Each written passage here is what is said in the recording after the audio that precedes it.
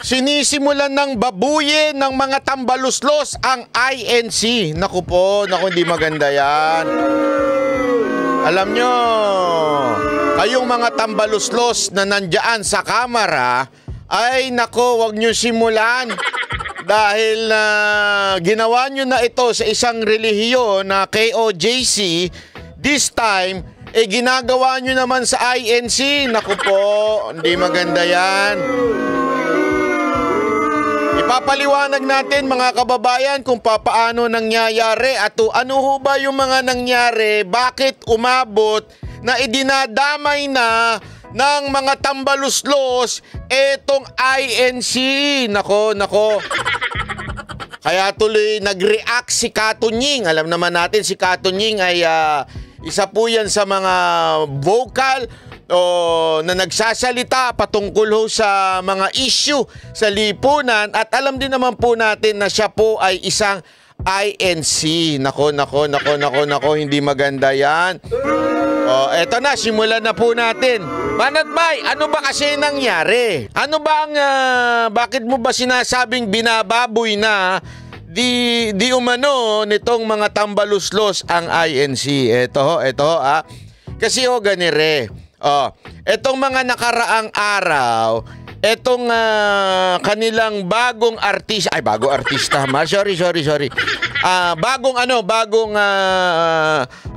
witness kuno na si Garma na dating nagsilbi nung panahon ng Duterte, meron sa kanyang testimony na wala sa hulog. Ano ibig ko sabihin ng wala sa hulog? Yung out of nowhere, ika nga. Out of nowhere, why do you have to mention that? At bakit ka may dinadamay? Yung bang actually, sa totoo lang, noong una ko palang narinig to, napansin ko na yan. Bakit kaya niya binanggit yung INC? Ano kaya ang dahilan at kaya niya binanggit yung... Kaya, ni-research natin kung ano ba ang dahilan kung bakit nabanggit niya na kesyo daw, na nagpapahanap si Pangulong Duterte na pulis na taga-INC para magpatupad ng war on drugs nationwide. Ito yung sinabi ni Garma, pero bago po yan, kumuha muna kayo ng tissue. Tissue, alam niyo yung tissue? Ano nyo, baka mamaya pati kayo maiyak. Baka kayo madamay din sa pagdadrama nitong babae na ito. Ito, pakingge.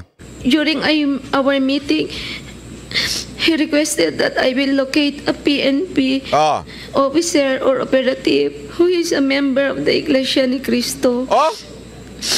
Indicating that he needed someone capable of implementing the war on drugs. Ano nakakayak dun? Alam mo, hindi ko mag-gets talaga tong babaeng to. Anong nakakaiyak doon sa sinabi niya na...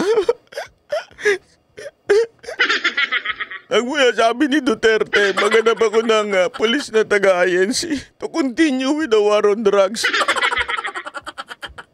Sa totoo lang, wala ngang illegal dun eh. There's nothing wrong. Why? Paulit-ulit naman sinasabi ni Pangulong Duterte yan eh. Bago pa nga po siya manalong presidente, sinasabi niya na yan, hoy!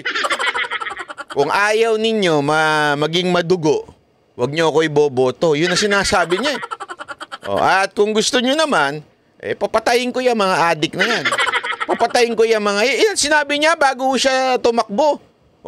Yan po. At bago siya mahalal, yan na sinasabi niya. Kaya nga, di ba, may babala pa siya doon. Ito na ang huling Pasko ninyo. Sabihin, walang bago. Ika nga. Diyan sa pronouncement niya na yan. Bakit ka umiiyak? Hindi ko mag-gets eh. Anong kinaiiyak mo dyan? Alam naman na namin yan noon pa. Nagpapahanap daw ng pulis na taga-INC. Doon ka naiiyak? INC member ka ba? Mahal mo ba yung pulis? Baka naman. Iba kasi nadidinig ko. Baka naman. Yung pinapahanap sa'yo, mahal mo sa buhay. Diba? Ulitin natin sinabi niya. Meeting, he requested that I will locate a PNP officer or operative who is a member of the Iglesia ni Cristo. Oh. Kailangan daw ang isang opisero na pinapahanap ni Pangulong Duterte di umano ay isang taga-iglesia ni Cristo. Dito na, sinisimulan ng binababoy ang iglesia dito. Indicating that he needed someone capable of implementing the war on drugs. O, iyak mo pa todo. On a national Bakit wala luha yung iyak nito? level. Oh, ayun. Kasi remember, bakit ko ba sinasabing binababoy? Remember, ang diskarte ka dito kasi ng mga congressman, yung Kamara, ang diskarte nila dito, siraan si Pangulong Duterte by saying na may reward system na nangyayari upang patayin ng mga pulis ang mga inosenteng kababayan natin. Yun ang kanilang kwento, script, ika nga. Patayin yung mga yan. Magkakaroon tayo reward money. The more you kill, the more you get paid. Parang ganon. So sa madaling salita, insinuating na illegal yung inuutos ni Pangulong Duterte. Pero sa totoo lang, wala naman sinabi dyan na illegal. Wala naman sinabi dyan na patayin niyo yung mga inosente. Yun ang utos sa kanya. Wala sinabi si Garmang ganon. Ang sinabi lang, that could implement the war on drug nationwide, capable of this kind of war on drugs, di ba? Capable. Oh. I mean, masama po ba yun? Trabaho naman talaga ng kapulisan yun. Trabaho rin ng presidente na i-implement yun. Pero yun ang pinalalabas ng Kamara. Na illegal yung pagbibigay ng reward money, illegal yung kautusan na pumatay ng mga inosente. Yun kasi ang pinalalabas sila. Inutusan ni Duterte pumatay ng mga inosente. Etong pambababoy dyan. Kailangan talaga nila banggitin na ang pulis ay dapat INC member. Iglesia ni Cristo. Kayo mga taga-iglesia ni Cristo, dinamay na kayo. Ini-slight damay na kayo. Ibig sabihin, kayo daw mga mamamatay tao. Ganun ang datingan. Hindi ho, di ba? Huwag na tayo magpabali-baligtad. Bakit ang dating dito, madugo ang war on drugs? Ang utos ni Duterte ay madugo. Ang utos ni Duterte ay illegal sa pulis. Sino mag-i-implement? Kayo, mga taga-INC. Ibig sabihin, mga kababayan, kayo mamamatay tao. Nakikita nyo kung paano kayo binababoy? Yan ang sinabi sa inyo. Oh. Sige, obserba natin Ipapakita ko sa inyo kung paano kayo dinamay. Papakita ko. During Anong date yan? Nandun sa kaliwa. Kinuha ko mismo yan sa website nila. October 11. Yang salita na yan. Ano ba mga nangyari before October 11? Okay? Ano nangyari before October 11? Yung mga unang panahon, unang hearing, wala pang sinasabi si Garma na ganyan. Ang sinasabi niya, umiyak pa nga siya sinasabi niya, wala naman ako inuutos na wala naman ganyan, wala ganyan. Kaya nga ho siya na contempt. Di ba? Kaya siya paiyak-iyak pa. Ngayon, umiyak pa rin siya pero iba na kwento. Sinisiraan na si Duterte at dinadamay na ang INC. Tama, mali. October 11. Ayan po, nakasulat sa ibabaw sa may kaliwang bahagi. October 11. Ano ba meron before October 11? Gusto nyong malaman? Eto po. October 3. October 3. Ayan po, post ng One News. Okay? Pero, sa Net 25, October 1. Ibig sabihin, hindi naman importante kung 1 or 3. Basta ibig sabihin po niyan, October 1 naganap yan. Okay? Ayan, Pero dito, nakasulat kasi, paid the courtesy call to Iglesia ni Cristo, Executive Minister Eduardo Manalo, yesterday, October 2. October 1, October 2, October 3. Hindi naman mahalaga kung eksaktong date. But, ang pinakamahalaga dyan, that is before during October 11. Nagigets nyo? Before October 11, naganap ang meeting ni BP Sara Duterte at ng Iglesia ni Cristo na leader na si Manalo. Nakukuha nyo? Maybe, na-trigger na kagad ito mga tambaluslos. Di ba? Di ba?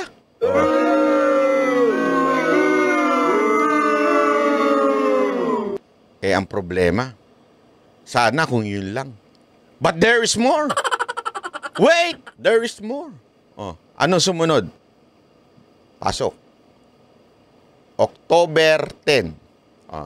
Hindi po yan October 12, ba? Kasi baka sabihin ng iba, October 12 yun, nakasulat dyan. Yung kay Garma, October 11. Hindi po. Yan po ay October 10. Kasi ito po yung post ni Senator Bongo. So, ibig sabihin, the day before October 11, which is yung kay Garma, before siya magsalita ng October 11, may naganap pang isa. After kay BP Sara Duterte, si Pangulong Duterte naman ang nakipag-meet. Ayan, nitong October 10, ayan, meron ng inisquarean ko na, bumisita si PRRD. Ayan, nalina ho. October 2, BP Sara Duterte. October 10, Pangulong Duterte. October 11, binaboy na ang INC ng mga tambaluslos.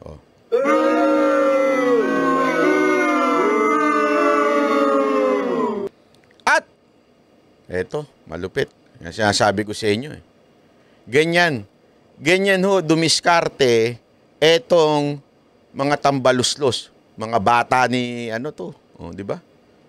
Bata ho ni Crocodile. Ganyan ho. Nakita kasi alam nyo, ito laging sinasabi. Actually, kinikwento na ho yan sa amin. Di ko na lang sasabihin sa'yo. Basta isa sa mga Duterte nagkwento sa amin yan.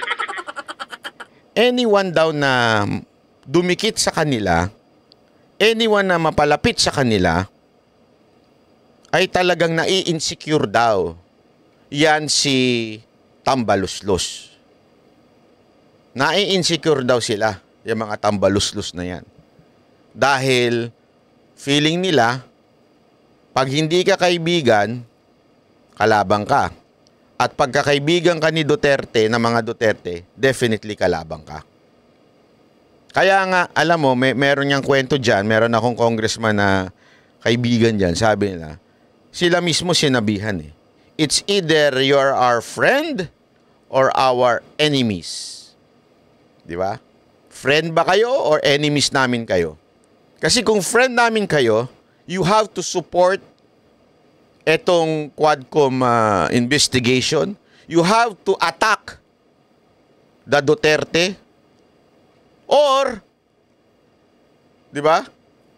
Kaaway namin kayo, we will make sure we will attack you. Ibig sabihin, walang middle ground. In line with that, kahit nga po ako di ba? Sabi ko naman sa inyo naalok ako kaya lang, hindi ko na sasabihin kung sino yung nag-alok read between the lines, ika nga. Naalok ako Tumanggi tayo Tumanggi po tayo. Ano nangyari? Hindi ka namin kaibigan? Kalabang ka namin. Sige, ito demanda. Hindi ko na lang po sasabihin kung sino. Ganun Ganun ang usapan ngayon. Kaibigan ka? Okay. Atake mo mga Duterte. Kalabang ka? Ay kaibigan ka ng mga Duterte? Kalabang ka namin. Pagkakalabang ka namin, bababuhin ka namin. Kaya nga, eto. Kaibigan ka ni BP Sara Duterte? Kaibigan ka ni PRRD? Ano ang resulta? Ito ang resulta. He requested that I will locate a PNP officer or operative who is a member of the Iglesia ni Cristo. So, tandaan ninyo yung kwento. Ang script nila, si Duterte nag-utos sa pulis o mga mamamatay tao na pulis na mag-e-execute ng EJK para sa mga adik. Yun ang pinalalabas nila. Illegal na utos, pinalalabas nila. Berdugo si Duterte. Sino ang gagamitin? Pulis na berdugo. pulis na mamamatay tao. Sino ho yun? Iglesia ni Cristo. Kaya nga mga kababayan ko, Iglesia ni Cristo, di ba paulit-ulit namin sinasabi ito noon ng mga banateros? Yung ginawa nila sa KOJC, simula pa lamang po yun. Remember, mga kapatid naming Iglesia ni Cristo, kaming 5 banateros, we are not part of KOJC. We are not members of KOJC. Iba ho, hindi ho kami magkakarelihiyon. Iba ho ang aming paniniwala sa paniniwala ni Pastor Kibuloy. Pero bakit po namin pinagtanggol? Kasi nakita namin yung panggigipit sa relihiyon na yun. This time, sabi nga ni Boss Dada, kasama nyo kami. Kayong mga tagi-iglesia, hindi namin kayo same ng paniniwala, ng tulad ng hindi namin paniniwala ni Pastor Kibuloy. And yet, kasama nyo kami. Kasi mali po ito. Mali po na porket kalabang ka lang, porket hindi kayo na pareho ng politika o paniniwala sa politika at hindi kayo magkakulay, bababuyin ka na. Tingnan mo ang kasunod niyan. Sigurado ako meron na namang patay na mabubuhay dyan. Oh, hindi. Ito lang mga taga-iglesia, tingnan nyo. Sigurado ako yung mga dismiss case na meron kayo noon, for sure magigising nyo, mabubuhay yun. Remember, ganun ang ginawa kay Pastor Patay na yung kaso na yun, dismiss na. Binuhay. Abay, daig pa pala nila yung mga evangelist na bumubuhay ng di ba ho? Kaya sigurado ko, one way or another, antayin nyo. Ngayon pa lang, sinisimulan na kayong dungisan. Babuyin, ika nga. Kaya sigurado ko, one of these days, ayan na, sinisimulan na kayo. Kasi nga po, may picture kayong kasama si VP Sara Duterte at kasama ang Pangulong Rodrigo Roa Duterte. At remember, 'di ba? Sabi ko nga po sa inyo noon 'Di ba? Naalala niyo noon? May mga nagsunog pa nga sa akin, akala nila hindi ako nagsasabi ng totoo. Totoo naman Meron pong mga nasa posisyon sa Iglesia ni Cristo na pinarating sa akin through a legitimate source. Very legitimate source. A politician. Tumawag daw sa kanya, tinawagan ako at sinasabing ilabas ko daw sa social media na ang Iglesia ni Cristo ay against sa PI. Yung People's Initiative. Nagdalawang isip ako noon. Di ba sinabi ko sa inyo, nagdalawang isip ako kasi baka mamaya naglolo ko lang ho itong kaibigan ko. O baka naman hindi talaga taga-iglesia yung kausap niya at hindi ho mataas ang posisyon. Pero sinigurado ko Sinigurado ko dun sa kaibigan ko. At itong kaibigan ko hindi nagsisinungaling sa akin. At ito, may mataas ang posisyon. Mataas ho itong taon to. Isang opisyal ng gobyerno. Mataas ho ito at sinabi niya, oo, pinararating talaga sa'yo. Nasabihin mo daw sa vlog mo na against sila sa PI. Ako, sa totoo lang, kinakabahan ako nun. Pero nagtiwala ako doon sa ministro na kausap po nung kaibigan ko. Nagtiwala po ako sa kanya na parte siya ng leadership ng INC. Sabi ko, sige. Dahil sinabi niyo yan, sasabihin ko, pangahawakan ko yung salita ninyo. Inilagay ko yung pangalan ko dun. As in, sinabi ko, sige, sasabihin ko. Kasi, isipin nyo kung hindi totoo yun, sunog ako dun. Yung credibility ko bilang vlogger, wala na. Mahihirapan akong bawiin. Kasi sunog ako. Pero, inilagay ko kasi may tiwala ako dito sa mga leadership na Iglesia ni Cristo. Kasi sila pag nagsalita, talagang paninindigan. O, sinabi nila yun. Pinanindigan ko. At, alam mo, yung mga sumunod na araw, yung mga bata ng tambaluslos, yung mga vlogger na bayaran ng mga tambaluslos, kinontra ko. Hindi daw totoo yun. Hindi daw totoo. Alam mo, sumunod na nangyari. After 2 days or 1 day, lumabas doon mismo sa programa na balita na istasyon ng INC. Kinukumpirma nila na hindi po talaga sila sang-ayon sa PI. Tignan nyo yung kwento Sino ba may pasimuno ng PI? Kayo mag-isip. Sino may pasimuno ng PI? alam naman po natin, according to the senators and with all the resources na nakita natin, news, walang iba kung hindi kamera. At siyempre, si Romualdez mismo, ang pasimuno ng PI. So, ito ang tanong.